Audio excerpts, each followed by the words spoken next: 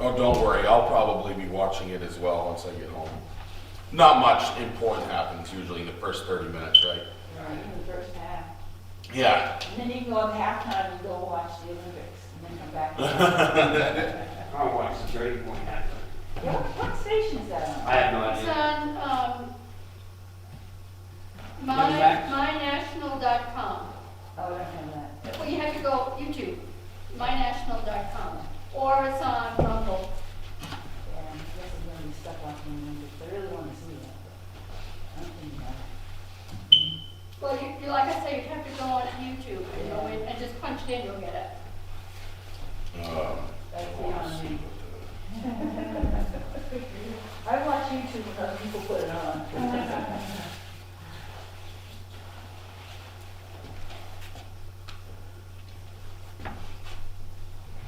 I will not remember that by the time we finish and I get home, so. Making a note on my phone for that, where to see that. Okay, open up your Bibles to 1 Samuel tonight, 1 Samuel chapter 21. I go to my knocker list.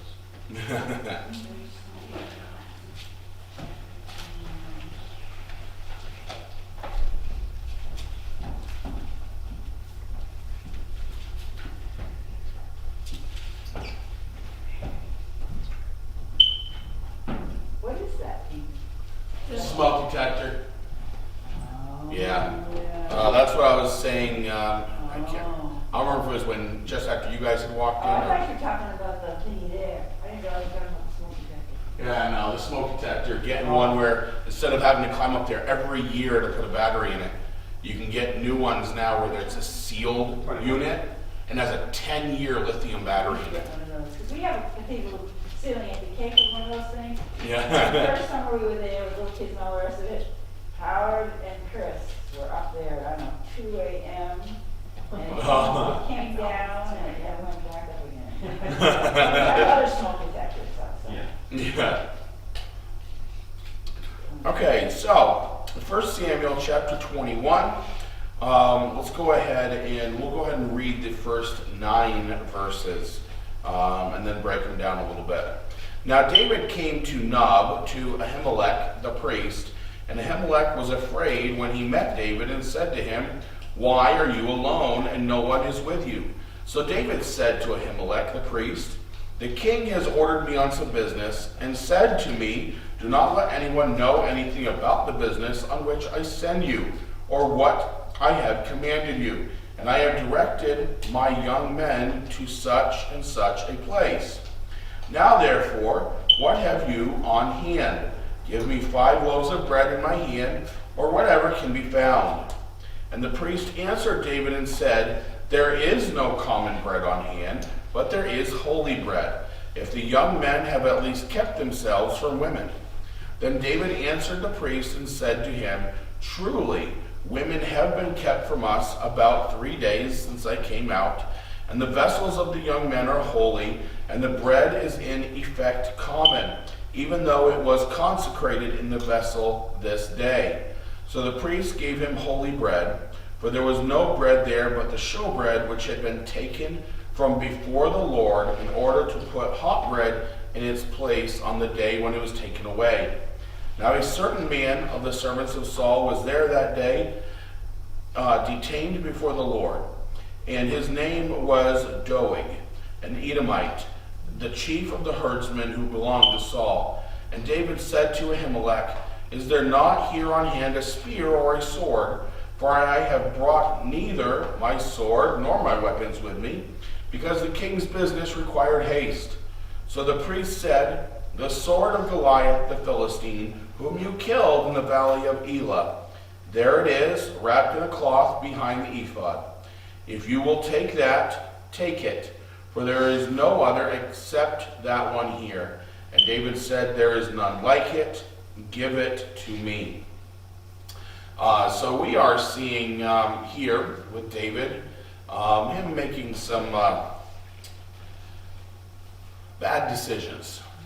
Okay, and not just bad decisions, but one of those bad decisions is some blatant lies to get what he wants here.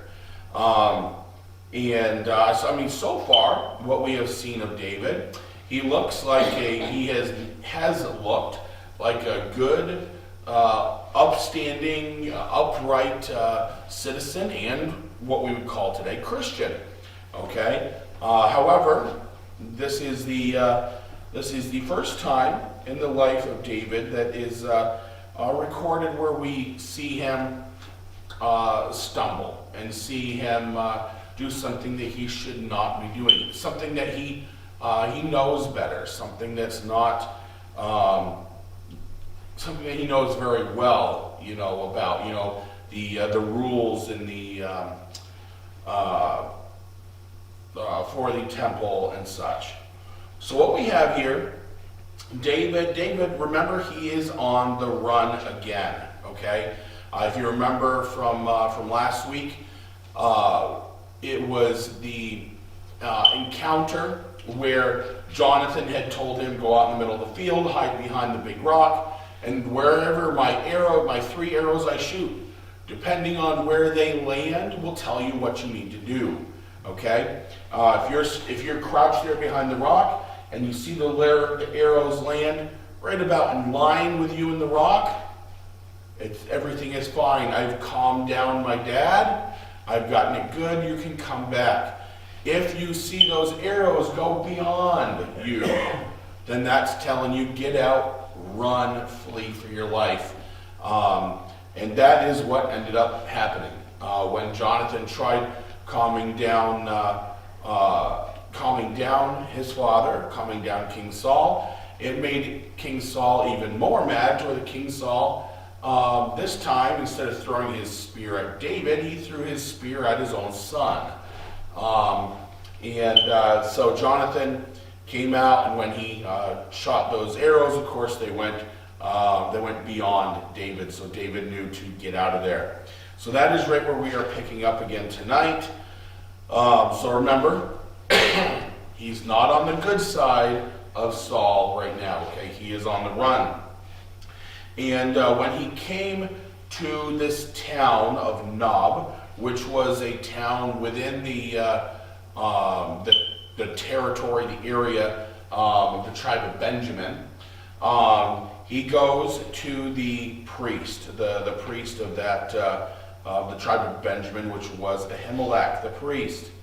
And when David arrives, David is very well known.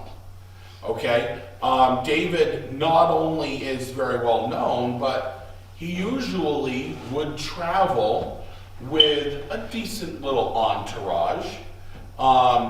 It's possible that even when going to the temple, he never went alone. He may have always had, a couple of his right-hand men, or a couple of his, what he might consider best buddies, in the army sort of thing, army buddies, that would go. He never went alone to the temple.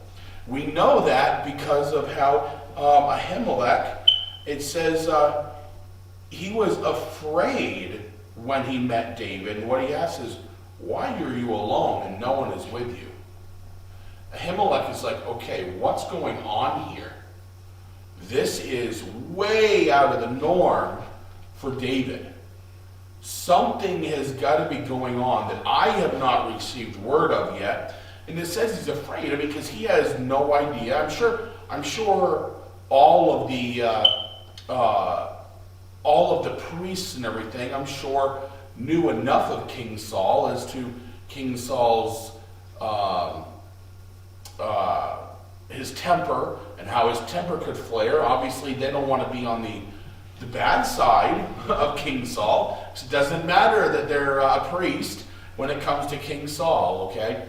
Their position does not matter in that sense to King Saul. So he's nervous at this point as to what's going on. And so instead of David coming up with some, let's just say some little lame excuse, some little, just like, I just had to get away, it's just been so busy. I'm just getting away for a short period just to have some alone time. I came here to to be with God, or whatever. No, he decides to go into this grand lie. This lie was, oh, well, I am here, are passing through, essentially, on official king business. Okay? This is one that's, I do have some men, but I've already sent them, it says to such and such place. I've already sent them. He doesn't actually give, you notice there are certain details he doesn't try putting in there. Why? So it can't be checked up on. It really can't be checked up on, but also, the more exact details you give in the lie, it's much harder to keep that lie, that story going. Okay? So if you remain kind of vague on certain things, it's a little bit easier in the future, if need be, for you to continue with that lie. And so he said he sent the few men he has off to another place, and that he'll meet up with them. But right now he is by himself. And he goes and he says, I am hungry. He does not say, do you have any food? Is there any food on hand? Do you know where I can get food? I mean, I really think I think David is taking advantage of the situation in the sense of, Ahimelech knows David's position. Everybody knows David in that sense. So David, I really think, is trying to use that position as, give me what I want. Okay, he demands, give me 5 loaves of bread in my hand, or whatever can be found. Okay, the priests were not ones that had, when it came to earthly goods, okay, they had next to nothing. Okay, in fact, this their bread for their house was old bread. Okay, and that was the showbread. Once the showbread had sat there on the altar for 7 days, once they were to the point where, they had to put a fresh loaf of hot bread on the altar, the priests could then take the showbread, and that was their, kind of like, if you should say, their wages. The priests could have that showbread to be able to eat then. So it's 7 days old. It'd be very stale at this point. It's not great bread in the first place. And that is obviously the only thing. But there's also, even though the priests were allowed to eat it, it was only supposed to be priests eating it because it still was not considered, as it's called here, common bread. Okay, this bread, being that it was used in kind of as an offering, okay, to God, it was only supposed to be eaten by the priests, because the priests were held to a very strict moral and ethical code of many certain things, and they could not eat of that food, themselves, of that bread, unless they met all of that criteria. And that's why we see the priest had said, Priest Ahimelech said, if the young men have at least kept themselves from women, that was one of the main criterias and most important things. So we know David knew this. David knew the rules, because David immediately said, yes, the women have been kept for us 3 days, That was the minimum, to be able to, for a priest to be able to consume the showbread. So David knows these rules. He's very familiar with it, which means he knows he's not a priest. Technically, He should not be eating of that showbread. And David goes and, so I'm not sure if Ahimelech, this current priest, is maybe, I don't know if I want to, maybe new, a little bit newer, maybe in the priesthood or something, where he was maybe a little bit easier swayed than one who's maybe been as a priest for many, many years. Because David said, let's see, towards the end of verse 5, and the bread is in effect common, even though it's consecrated in the vessel this day. David's like, look, it's all, yes, it was holy bread. It was up there for 7 days. The bread has now been taken off. The new hot bread has been put up. So now it's not, the holy bread is up there on the altar. This new bread, the new bread is up on the altar. That's the holy bread, which means this bread is now common, okay? He is able to convince the priest, get him to sway, to give him the showbread. So he gets that showbread, and then David does not stop there, okay? One other thing about priests. The priests themselves did not carry or use weapons. You know, what does David say? Is there not here on hand a spear or a sword?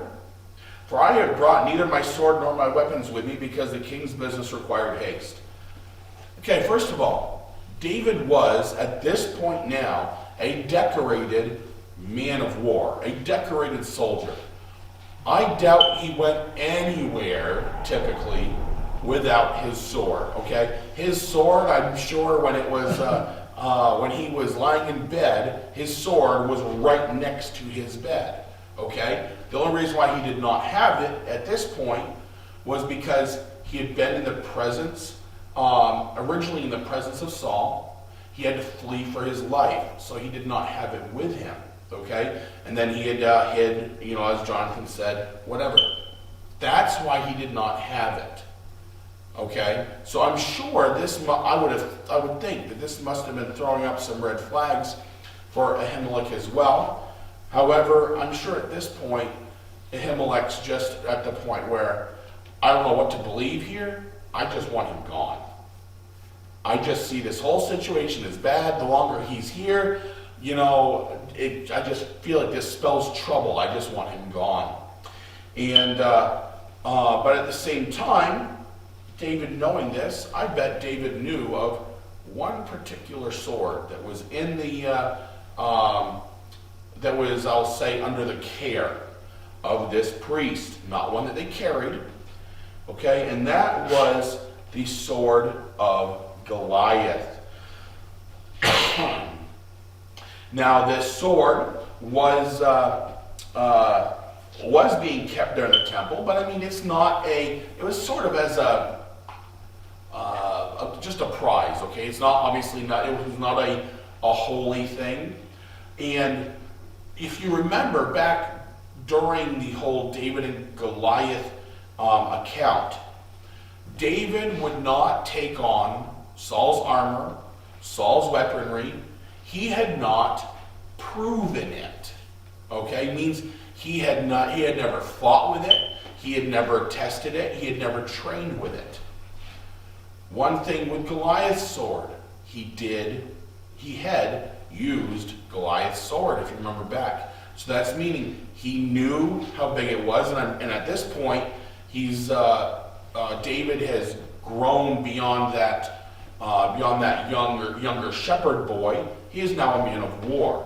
So even though this sword would have been larger than usual, it was something that he was able to handle.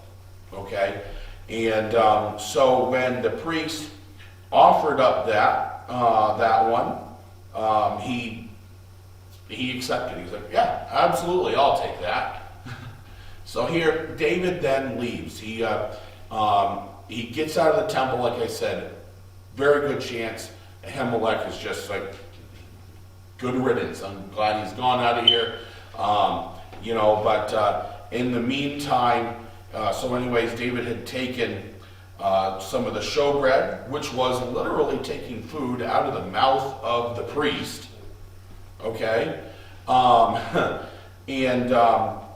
Now these loaves of bread, so I keep saying loaf of bread. It was not one loaf of bread, it was actually 12. It was always 12 in every tabernacle, one loaf for every tribe of Israel. And so now these loaves, though, were not like when we go to the store and think of a big loaf either. Okay, just like in the account of the little boy with the 5 loaves and 2 fish. You did not have a little boy carry on 5 big loaves of bread. Okay, we're talking these were typically smaller loaves, maybe a biscuit size, a little bit bigger. Okay, so this is what the priest had for his bread for the week: 12 of those to last throughout the week, which that in and of itself is not a ton of food. And here David takes off with 5 of them. But like I said, and this is me. This is what comes to my mind. This is not in the Bible. Okay, so take it as you will. That Ahimelech is probably like, that's a fine price for me to pay. I'll just eat a little skimpy this week just to get this trouble out of here right now. So David leaves, and he then he takes off with the showbread and with the sword. And let's see. Now he goes, the next place that he goes, we see in verse 10, then David arose and fled that day from before Saul and went to Achish, the king of Gath. Now, David, I'm not sure what he was expecting, because remember, of course, now, he also has the sword of Goliath. Would have been, whether it was something that was able to be strapped to him on his side, or maybe because it's bigger, maybe it had a back sheath or something like that. He would have had this sword of Goliath would have been, well known. Everybody would have seen how, just from its size, it's not one that a normal soldier would carry, okay? And yet he apparently was expecting some sort of warm welcome, into this city. He did not get it. Okay, so he goes in, and the servants that served Achish went to him and went to the king and said, "Is this not David?" Now I do want to point this out. Verse 11: "Is this not David, the king of the land? Did they not sing of him to one another in dances, saying, Saul has slain his thousands, and David his 10,000s?" So what we are seeing here, now they, by saying he is king, they are not recognizing him in the sense where the prophet Samuel had anointed David to be the next king. Okay, they're not looking on David in that sense. They're looking on David as being the best. Okay, there is no greater than him in war. He has he is the best of the best. Okay, no one outranks him. No one does anything better than him in that sense. Now, once David is in their presence, when the soldiers are telling this, because it says in verse 12, "Now David took these words to heart and was very much afraid of Achish, the king of Gath." He realizes, wait a second, they know who I am. I am here by myself. I don't have my entourage. I don't have an army with me. This may not have been the wisest of choices. So, does he try to escape? No, he decides to drool. He decides to turn himself into and pretend to be a madman, a guy that has gone crazy. Okay, verse 13, it says he pretended madness in their hands. He scratched on the doors of the gate. He let his saliva fall down on his beard. Okay, he's got himself drooling. He's scratching on the gates. I'm sure he's also, howling, just trying to act like this totally crazy man. Why? Because he knew how superstitious many of these people were. Okay, and so he knew that if he just stayed his normal self and ran, they would go after him. There was a good chance they would go after him, okay? However, he knew there was a good chance that they would leave him alone if he pretended like he was crazy and he had lost it and he was a madman. And that is why he was there. Because then, sure enough, verse 14, Achish said to his servants, "Look, you see the man is insane. Why have you brought him to me?" Okay, so what in the world were you doing? I don't need this sort of thing, You throw some salt over the shoulder, whatever sort of little things I gotta do. Just no. You guys should not have brought him in here, okay? The superstitions they had was that, okay, his crazy is going to rub off on me. His crazy is contagious, this sort of thing. And what are you doing? And then in verse 15 he says, Have I need of madmen, that you have brought this fellow to play the madman in my presence? Shall this fellow come into my house? Okay, this King Achish has gone from whatever his previous countenance was to being a mixture of afraid as well as now angry at his servants. What were you thinking bringing him in here? So we know, okay, that David, that works. Whether they threw him out of this, whether they threw him out, or whether he was able to just leave on his own, we're not sure. That's not obviously an important fact because it's not given to us in here. However, we do know that he escaped with his life. In chapter 22, we'll read the first 5 verses. David therefore departed from there and escaped to the cave of Adullam. So when his brothers and all his father's house heard it, they went down there to him. And everyone who was in distress, everyone who was in debt, everyone who was discontented gathered to him. So he became captain over them, and there were about 400 men with him. Then David went from there to Mizpah of Moab, and he said to the king of Moab, "Please let my father and mother come here with you, till I know what God will do for me." So he brought them before the king of Moab, and they dwelt with him all the time that David was in the stronghold. Now the prophet Gad said to David, "Do not stay in the stronghold, depart and go to the land of Judah." So David departed and went into the forest of Hereth. So here we know that David escaped from Achish, from Gath there, and he goes and he finds refuge in the cave of Adullam.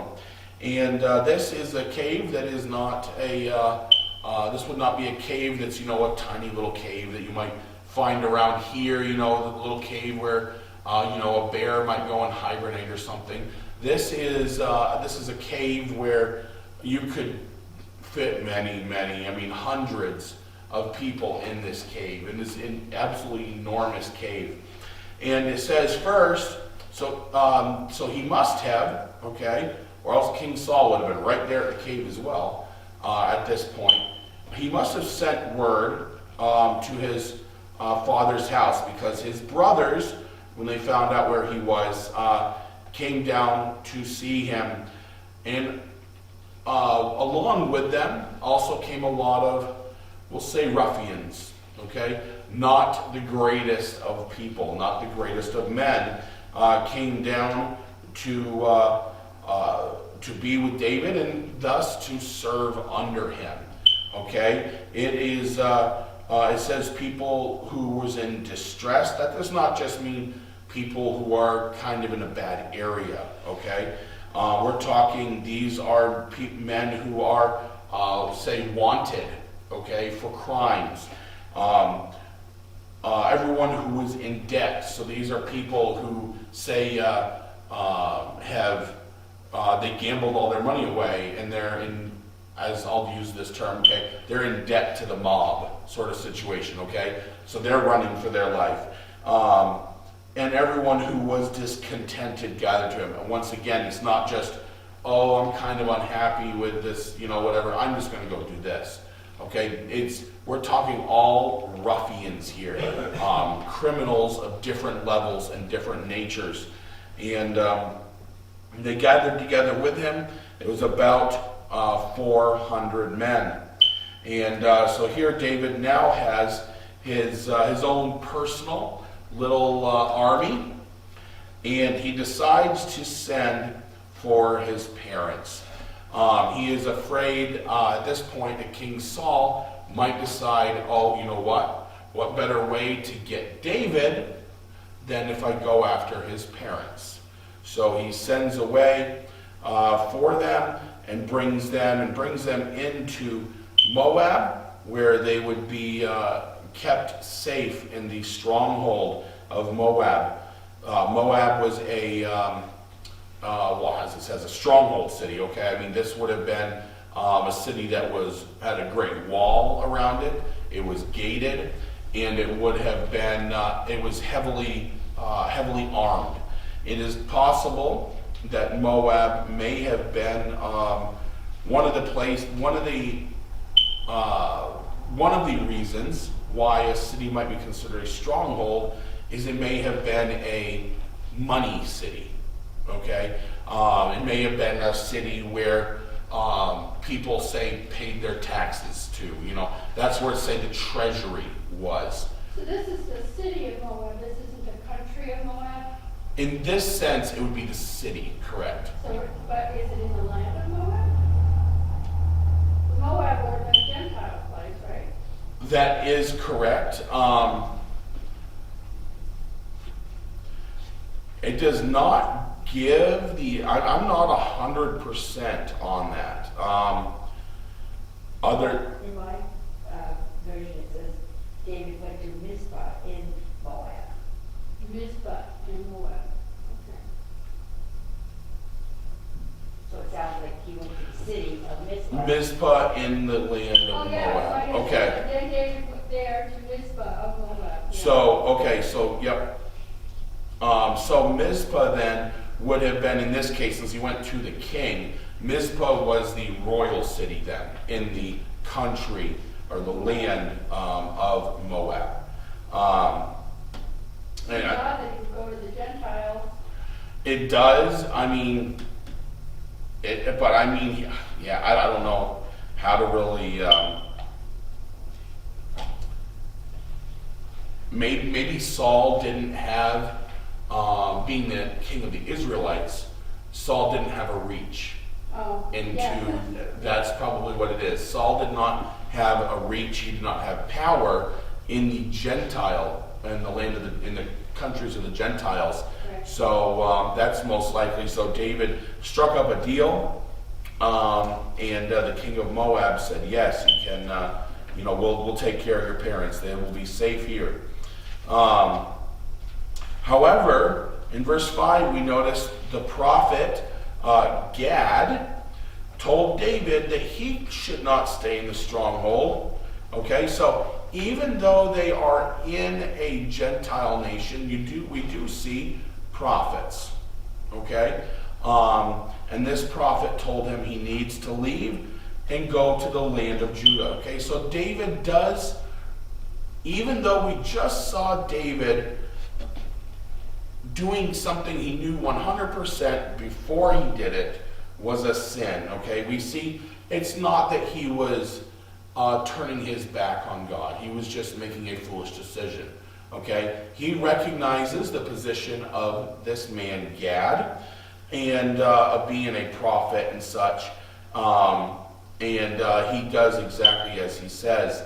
He goes to the land of Judah. So he goes back into a territory where he is a wanted man, where it's dangerous for him again.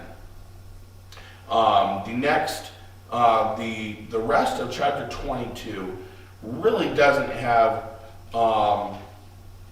really anything to do with David per se. It's King Saul and his temper, things he does while he's looking for David. So we are not going to we're not going to look at that portion there. In chapter 23, though, I do want to look at a little bit here.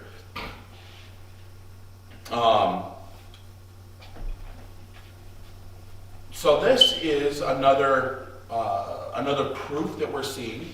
We've already seen plenty of them, where God uses, will continue to use, okay, the Christian, okay, even when we screw up, okay. Just because we screw up does not mean that God is done with us, okay. And I mean, anyone who has served God for any number of years really can tell you that, oh yes, I know I have screwed up, and yet God is still willing and able to use me, and we are seeing this here. So David finds out, let's just read verse 1 real quick of chapter 23. Then they told David, saying, look, the Philistines are fighting against Keilah, and they are robbing the threshing floors. Okay, so David is told that there is this city that the Philistines are going against. Okay, they are robbing the literal livelihood of this city, of these people. I mean, this would affect their market. This would affect putting food into these people's own stomachs. Okay, going in and taking the grain from out of the threshing floors. So David, this is the first really good decision, okay, that he has made from what we have seen in a little while. What is the first thing he does? He goes to God. He just said, you know what? He's just like, you know what? I'm not going to go at the Philistines. I'm not going to go to war without God's blessing on it. He is showing once again where he is seeing that I am nothing without God. So he asked the Lord in verse 2, shall I go and attack these Philistines? The Lord said to David, go and attack the Philistines and save Keilah. Now, David's men, though, you know, remember how I said these are ruffians, these are criminals, these are people that are very rough around the edges. Okay, in other words, they do not hold this to the same faith that David does. Okay, and they look at it as, wait a second, you know, there's not as much of us as there are of them. Look, we are afraid here in Judah, verse 3. How much more then if we go to Keilah against the armies of the Philistines? We are nothing against them. Okay? We're afraid. We're already, okay, hiding in fear. I mean, this makes no sense in going over and doing this. So, David, just to I think more to appease the men, he goes back to God again. And guess what? The Lord answered him and said, arise, go down to Keilah, for I will deliver the Philistines into your hand. Okay?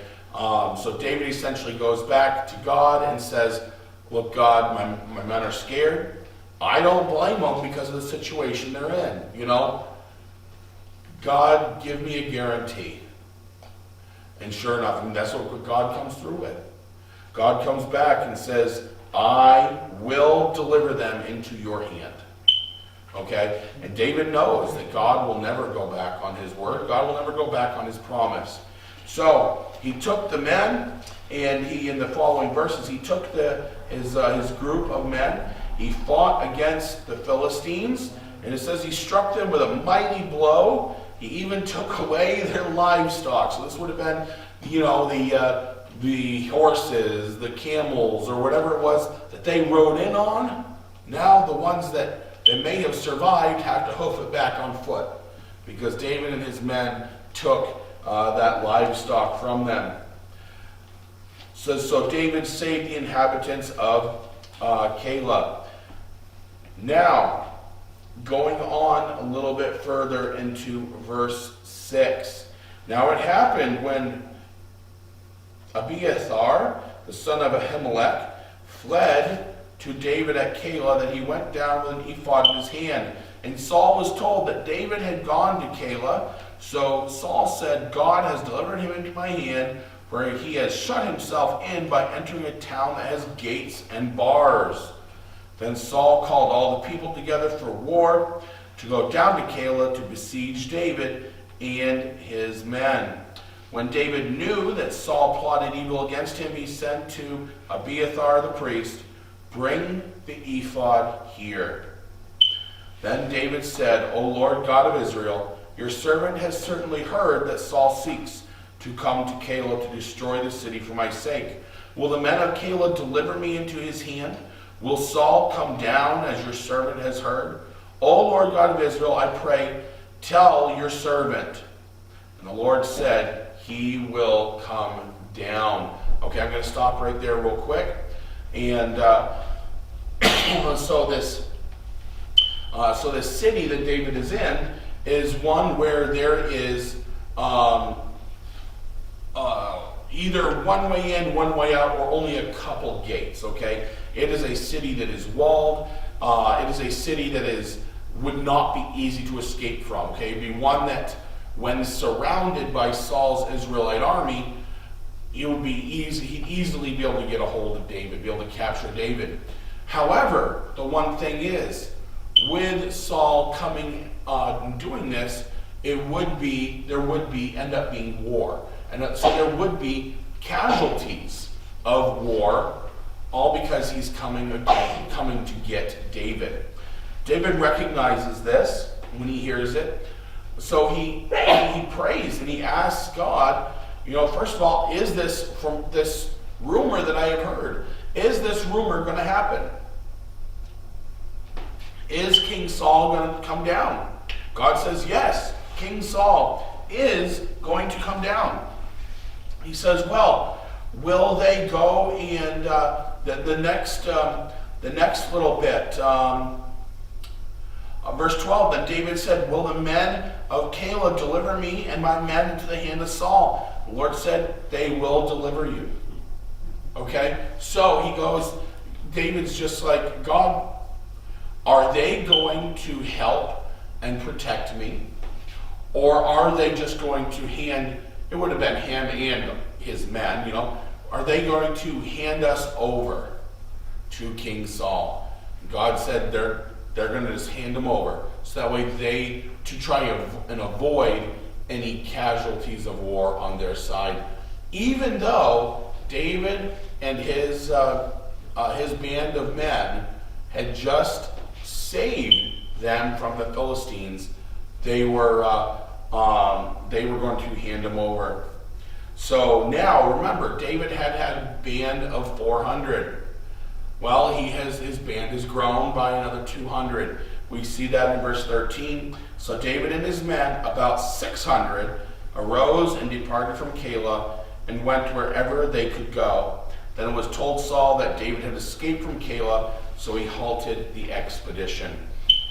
So, we see David and his men now grown to 600 men. It says, we don't know exactly where they went. It just says wherever they could go, okay? So they are at this point wandering. Kind of like the Israelites in the wilderness, where they didn't necessarily have a destination at that point. Once they had to do the wandering after their sin of unbelief, and they weren't able, that older generation wasn't able to go into the promised land, they were just wandering in the desert, okay? That's essentially what David and his men are doing at this point. They are just wandering, no safe place to go to. They're just going and making sure not to stay in one place for too awful long. So that way they don't get caught, and they are not found out. Even though we are, this is the middle of a chapter, we are going to stop right here for tonight, and this is where we will pick up again next week as we continue looking at the life of David. Let's close in prayer. Heavenly Father, Lord, I thank you for your word, and Lord, I thank you that as Christians, Lord, as we read and study your Bible, we see so many examples, Lord, where you show that even when we mess up, Lord, you can still use us, and I thank you and praise you so much for that.